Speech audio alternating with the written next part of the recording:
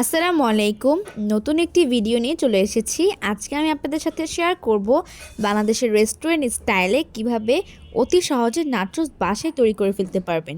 মুরগির বেস্টের পিস আমি cube cube করে কেটে নিয়েছি। আমি এখানে একটি বেস্টের পিস ব্যবহার করেছি। সাথে আরও নিয়েছি হাফ চা চামচ আদা রসুন বাটা, হাফ চা চামচ হলুদের গুঁড়ো, 1 চা চামচ মরিচের গুঁড়ো, হাফ চা চামচ ধনিয়ার গুঁড়ো, হাফ চা চামচ গোলমরিচের গুঁড়ো, হাফ চা চামচ জিরার গুঁড়ো আর হাফ চা চামচ গরম মশলার গুঁড়ো। সাথে আমি দিয়ে দিচ্ছি স্বাদ মতো লবণ আর হাফ চা চামচ সয়া সস। কর্নফ্লাওয়ার দিয়ে দিচ্ছি 1 চা চামচ। এবার একটি স্প্যাচুলার সাহায্যে মাংসের সাথে সব মশলাগুলো ম্যারিনেট করে নিচ্ছি। মাংস ম্যারিনেট করে সাইডে রেখে দিচ্ছি। চলে যাচ্ছি নেক্সট স্টেপে। এবারে ডো তৈরি করার জন্য দিয়ে দিচ্ছি 1.5 কাপ ময়দা। যাদের বাসায় ময়দা থাকবে না তারা চাইলে আটা দিয়েও করতে পারবেন। যে কোনো একটি দিয়েই এটা করা যাবে। সামান্য একটু লবণ দিয়ে দিচ্ছি আর 2 টেবিল চামচ সয়াবিন তেল দিয়ে দিচ্ছি। এখন সব কিছু একটু মেখে নিচ্ছি হালকা করে। মাখতে মাখতে যখন একটু এরকম পর্যায়ে চলে আসবে যে ধরলেই মুঠ হয়ে যাচ্ছে, ঠিক তখনই আমি রুম টেম্পারেচারে থাকা নর্মাল পানি অল্প অল্প দিয়ে একটি ডো তৈরি করে নিচ্ছি। পানি অবশ্যই নর্মাল হতে হবে। আর যদি আপনারা একটি পারফেক্ট ডো তৈরি করতে চান তাহলে একবারেই কখনো পানি দিবেন না, অল্প অল্প করে মাখবেন আর পানি দিবেন। একটি পারফেক্ট ডো আমার তৈরি করা হয়ে গিয়েছে। দেখতেই পাচ্ছেন আমার ডোটা কতটা সফট হয়েছে। আমার টিপস অ্যান্ড ট্রিক্স অনুযায়ী আপনারা করলে আপনাদের ডো এরকম সফট হবে। ডোয়ের উপরে একটি ঢাকনা দিয়ে আমি সাইডে রেখে দিচ্ছি। আজকে আমি একই ভিডিওতে 2টি রেসিপি শেয়ার করব। আর আমার একটা রেসিপি হচ্ছে নাচোস আর একটা হচ্ছে হোয়াইট সস। হোয়াইট সস তৈরি করার জন্য আমি ফার্স্টে দিয়ে দিয়েছি ঘি 1 টেবিল চামচ। ঘি যখন হালকা একটু গরম হয়ে আসবে তখনই আমি হাফ চা চামচ রসুন কুচি দিয়ে দিয়েছি। রসুনের কালারটা যখন হালকা একটু বাদামি চলে আসবে তখন আমি 2 টেবিল চামচ ময়দা দিয়ে দিচ্ছি। এবারে চুলার আঁচটা একেবারে মিডিয়ামে রেখে ময়দাকে আমি একটু কিছুক্ষণ ভেজে নিব, যতক্ষণ না পর্যন্ত ময়দার ব্যাড স্মেলটা চলে যাচ্ছে। ময়দা যখন দেখতে একটু স্টিকি হবে আর যখন একটু ক্রিমি কালার চলে আসবে তখন আমি 1 কাপ দুধ দিয়ে দিচ্ছি।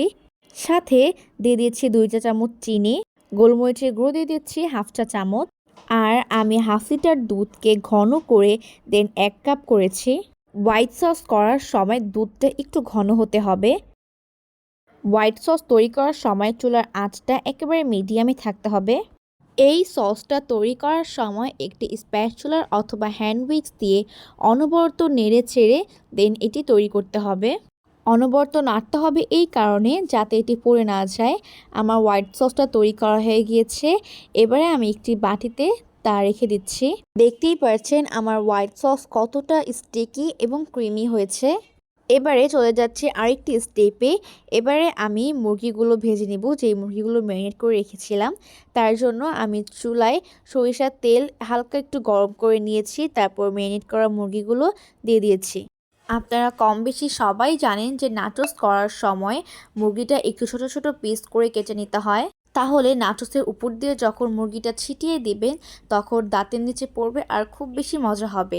মুরগিগুলো তো ভাজা হয়ে গিয়েছে। আর এইদিকে আমি যেভাবে আমরা রুটি বানানোর জন্য গোল গোল করে নিই সেরকম গোল গোল করে নিয়েছি। এবারে আমি একটি বেলনির সাহায্যে একটি রুটি তৈরি করে নিব।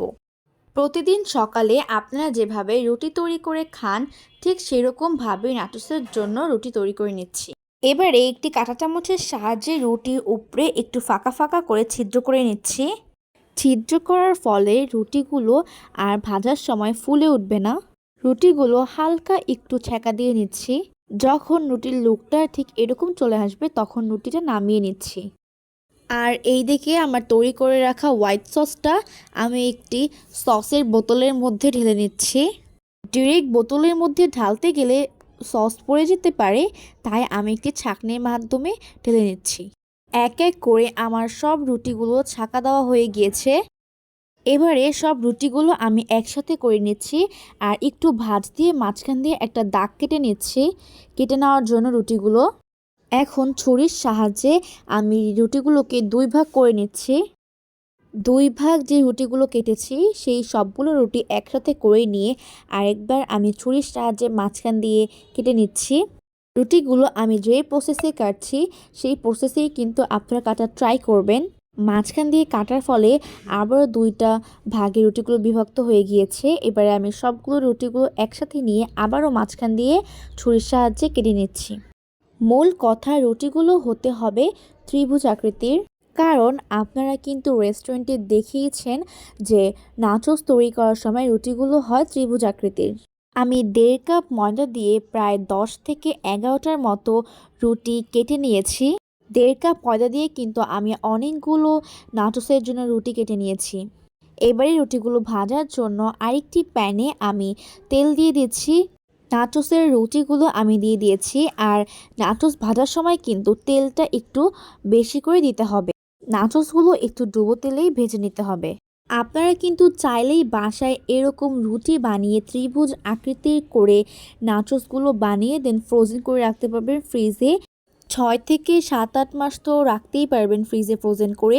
যখনই ইচ্ছে হবে তখনই বানিয়ে বাচ্চাদের করে খাওয়াবেন। নাচোসগুলো ডুবো তেলে আমি এপিট ওপিট হালকা বাদামি কালার হয়ে আসা আগ পর্যন্ত ভেজে নিয়েছি। ভাজাগুলো একটি পাত্রে রেখে দিচ্ছি। এবারে আমি সেকেন্ড ব্যাচে আবারও একই প্রসেসে সব নাচোসগুলো ভেজে নিচ্ছি। ওই তো আগের বারও যেভাবে করেছিলাম, যে প্রসেসে ভেজেছিলাম সেই প্রসেসেও এগুলো ভেজে নিয়েছি। আমি একটু আপনাদেরকে ভেঙে দেখাচ্ছি নাচোসগুলো কতটা ক্রিস্পি হয়েছে।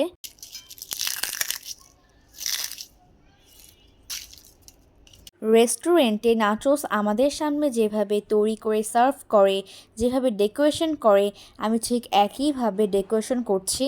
ফার্স্টে আমি একটি গোল প্লেটের মধ্যে একটি কাগজ বিছিয়ে দিয়েছি। চাইলে আপনি এটা দিতেও পারেন, আবার নাও দিতে পারেন। তারপরে প্রথম স্টেপে আমি নাচোসগুলো সাজিয়ে নিয়েছি। দেন আমি যেই হোয়াইট সসটা রেডি করেছিলাম সেটিও উপর দিয়ে একটু গোল গোল করে দিয়ে দিচ্ছি। সস এমনভাবে দিতে হবে যেন প্রত্যেকটা নাচোসের ওপর সস ভালো করে থাকে। অ্যান্ড দেন থার্ডে আমি দিয়ে দিচ্ছি টমেটো সস। এই টমেটো সসও আমি যেভাবে দিয়েছি হোয়াইট সসটা ঠিক সেভাবেই দিয়ে দিচ্ছি। এবারে দিয়ে দিচ্ছি আমি যে মুরগিগুলো ভেজে রেখেছিলাম সেগুলো অল্প পরিমাণে। আপনারা কিন্তু আমার পেজে অথবা চ্যানেলে টমেটো সসের রেসিপিটা পেয়ে যাবেন। পুরো একটি স্টেপ আমি নাচোস কমপ্লিট করেছি। দেন আবারও আমি সেকেন্ড লেয়ার দিয়ে দিচ্ছি নাচোসের। আগের লেয়ার আমি যেভাবে করেছি ঠিক সেইভাবে আমি সেকেন্ড লেয়ারও ঠিক একই টপিংস দিয়ে দিচ্ছি। আমি কিন্তু পুরো রেস্টুরেন্টের লুক আনার ট্রাই করছি, অ্যান্ড ইনশাল্লাহ লাস্ট পর্যন্ত দেখলেই বুঝতে পারবেন যে রেস্টুরেন্টের লুক এসেছে কিনা। প্রত্যেকটা লেয়ারে আমি একই টপিংস ইউজ করছি। আপনারা অনেকেই কম বেশি জানেন যে আমার ফেসবুকে একটি পেজ রয়েছে, সেটার নামও আওয়ার কিচেন রুম, আর ইউটিউবে একটি চ্যানেল রয়েছে, সেটিও হচ্ছে আওয়ার কিচেন রুম। আমি নাচোসের একটি লাইভ করেছি ফেসবুক পেজে, সেটা আমার ফেসবুকে গেলেই আপনারা পেয়ে যাবেন। আপনারা চাইলে সেটি দেখে আসতে পারেন। আর ইউটিউবে আমি কোনো নাটকের ভিডিও ছাড়িনি, তাই সেকেন্ড দিন আমি আরেকটা নাটকের ভিডিও করে দেন ইউটিউবে আপলোড করছি। আর যারা এখনও আমার ফেসবুক পেজে ঘুরে আসেন নাই তারা অবশ্যই ঘুরে আসবেন, আর যারা এখনও ইউটিউব চ্যানেলে ঘুরে আসেনি তারা অবশ্যই ঘুরে আসবেন এবং আমার পাশে থাকবেন। প্রত্যেকটি লেয়ারে আমি একই টপিকস দিয়ে নাচোসগুলো সাজিয়ে নিচ্ছি। এক এক করে আমার সব লেয়ার করা হয়ে গিয়েছে। অ্যাটলিস্ট আমার নাচোস তৈরি করা ডান। রেস্টুরেন্টের থেকে কিন্তু কোনো অংশেই কম হয়নি। আপনারা যদি বাসায় ট্রাই করেন তাহলে দেখবেন এটার টেস্টটা কতটা পরিমাণে পারফেক্ট এসেছে, যদি আপনারা আমার ভিডিও ফলো করে তৈরি করুন। অ্যাজ নো যে আওয়ার কিচেন রুম মানে ইজি অ্যান্ড টেস্টি রেসিপি। আজকের ভিডিওটি ভালো লাগলে অবশ্যই সাবস্ক্রাইব করে পাশে থাকবেন। দেখা হবে নেক্সট ভিডিওতে। আল্লাহ হাফেজ।